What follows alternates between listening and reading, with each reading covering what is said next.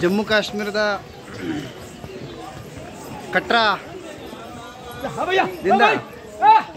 ಕುದುರೆ ಮೇಲೆ ವೈಷ್ಣೋದೇವಿ ದರ್ಶನಕ್ಕಾಗಿ ಬೆಟ್ಟವನ್ನು ಹತ್ತುವಂಥ ಒಂದು ಸಂದರ್ಭ.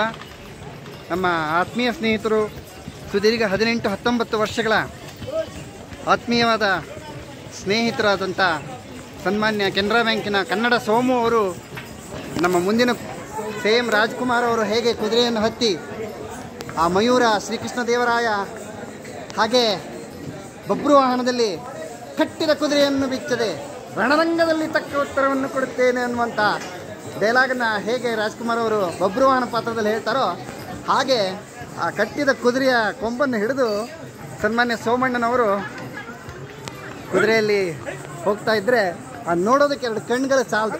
ಯಾಕೆಂದರೆ ಅವ್ರ ಮುಖ ಕಾಣಿಸ್ತಾ ಇಲ್ಲ ಇಲ್ಲಿ ನಾನು. ಹಾಂ ನೋಡಿ, ಎಲ್ಲರ ಪ್ರೀತಿಯ ಸೋಮು, ಸಂದೇಶದ ಸಂಸ್ಥಾಪಕ, ಕೆನರಾ ಬ್ಯಾಂಕ್ ಕನ್ನಡ ಸಂಘದ ಸಕ್ರಿಯ ಕಾರ್ಯದರ್ಶಿ, ಇತ್ತೀಚೆಗಷ್ಟೇ 35 ವರ್ಷಗಳ ಸುದೀರ್ಘ ಪ್ರಧಾನ ಕಚೇರಿಯ ಸೇವೆಯನ್ನು ಮೊಟಕುಗೊಳಿಸಿ ಬೆಂಗಳೂರು ಸರ್ಕಲ್ ಆಫೀಸಿನ ಭಾಗವಾಗಿರ್ತಕ್ಕಂಥ ತುಮಕೂರು ಪ್ರಾದೇಶಿಕ ಕಚೇರಿಗೆ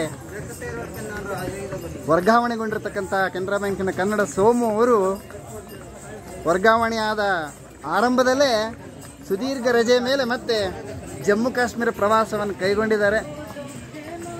ಈ ಅದ್ಭುತವಾದ ಕ್ಷಣವನ್ನು ಸೆರೆ ಹಿಡಿಯಲಿಕ್ಕೆ ನನ್ನ ಕುದುರೆ ಹಿಂದಿರೋದೇ ಒಂದು ಬಹಳ ದೊಡ್ಡ ತೊಡಕಾಗಿದೆ.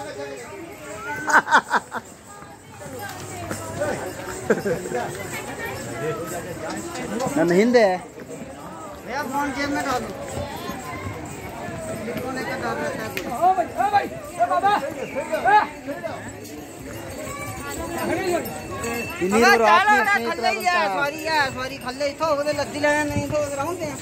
ಚಿನ್ನಿ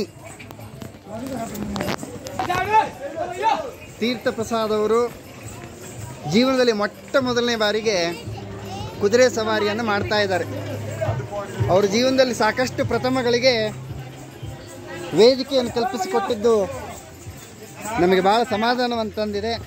ಅವ್ರಿಗೆ ವಿಮಾನವನ್ನು ಮೊದಲನೇ ಬಾರಿಗೆ ಹತ್ತಿಸಿದ್ದು ನಾನೇ, ಅವರಿಗೆ ಕುದುರೆಯನ್ನು ಹತ್ತಿಸಿದ್ದು ನಾನೇ. ಇನ್ನೂ ಸಾಕಷ್ಟು ಪ್ರಥಮಗಳನ್ನು ಅವರಿಗೆ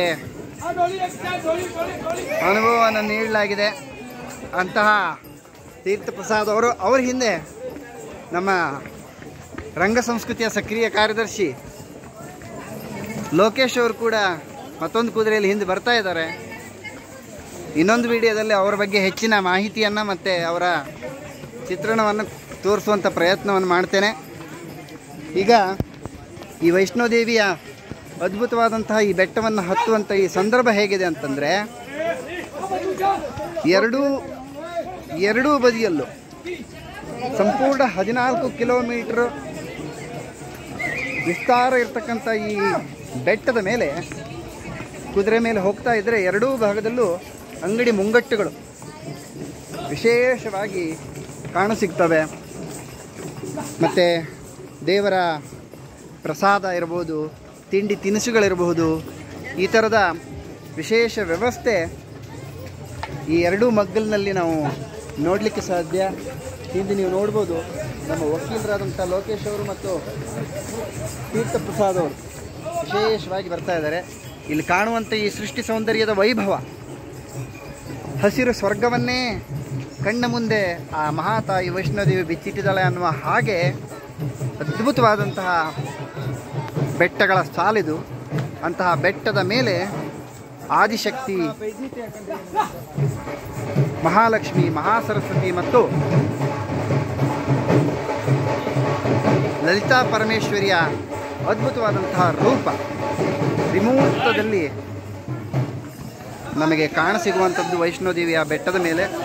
ಅಂತಹ ಬೆಟ್ಟದ ತುದಿಗೆ ಹೋಗುವಂತಹ ಮಾರ್ಗ ಮಧ್ಯದಲ್ಲಿ ನಮ್ಮ ಎಲ್ಲ 4 ಕುದುರೆಗಳಿಗೆ ಲೀಡ್ ಆಗಿ ನಮ್ಮ ಸೋಮಶೇಖರ್ ಅವರು ಈ ಕುದುರೆ ಸವಾರಿಯನ್ನು ಲೀಡ್ ಮಾಡ್ತಾ ಇದ್ದಾರೆ, ಮುಂದೆ ಮುಂದೆ ಸಾಕ್ತಾ ಇದ್ದಾರೆ. ಅವರ ದಾರಿಯನ್ನು ಅನುಸರಿಸಿ ನಮ್ಮ ಕುದುರೆ ನನ್ನ ಹಿಂದೆ ಇರ್ತಕ್ಕಂತಹ ಅವರ ಹಿಂದೆ ಧರಿಸಿ ಬರ್ತಾ ಇದ್ದಾವೆ. ಕುದುರೆ ಸವಾರಿ ಅಂತಕ್ಕಂಥದ್ದು ಇದು ಮೋಜಲ್ಲ, ಇದು ಬಹಳ, ಇದಕ್ಕೊಂದು ಅನುಭವ ಬೇಕಾಗತ್ತೆ. ಆ ಕುದುರೆಗೆ ಗಾಬರಿ ಆಗದ ಹಾಗೆ ಆ ಕುದುರೆ ಸವಾರಿಯನ್ನು ಮಾಡಬೇಕಾಗತ್ತೆ. ಅಂತ ಒಂದು ಅದ್ಭುತ ಅನುಭವ ಮೊಟ್ಟ ಮೊದಲಿಗೆ ಆಗಿರುವಂಥದ್ದು ಕೇದಾರದಲ್ಲಿ ಅಂಥ ಅನುಭವವನ್ನು ನಾವು ಕಾಣಬಹುದು. ಮುಂದೆ ನಮ್ಮ ಪ್ರವಾಸದ ಮುಂದಿನ ಹಾದಿಯಲ್ಲಿರ್ತಕ್ಕಂತಹ